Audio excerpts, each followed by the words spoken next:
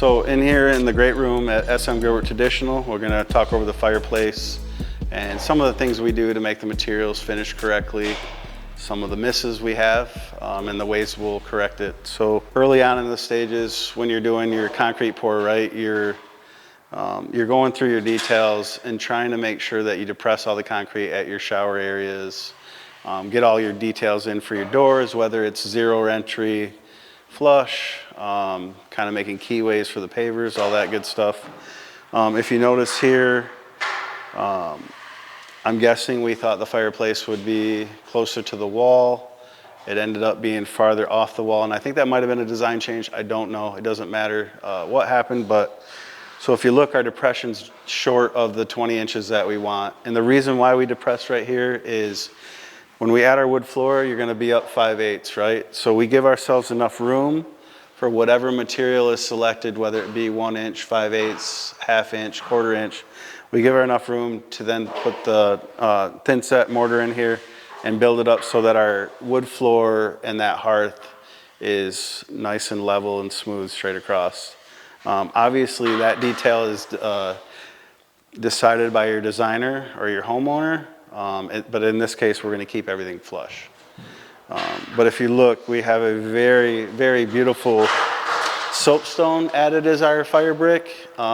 Generally, when I see these done, they're always done in that semi-boring brown color, but we elected to go super high end on this one. Studio McGee made a great choice, and we have a blue soapstone. It's just going to be beautiful. We'll have a nice surround around this. What we're going to do is kind of make it look like it's older, like stacked, kind of really rough looking, almost like the three pieces and the legs and the top and the mantle were all stacked together. So you'll have a nice line in between all that, look really rigid. So then the rest of the fireplace will get a nice stone detail. And then we're also, remember, we're still waiting on all of our beams in here. Once all that is in, this great room will be almost dialed in. We just had to mortar in some hardware on our cabinets up here. Those are coming as well, probably next week. So stay tuned and we'll do a follow-up video when we have the great room all put together.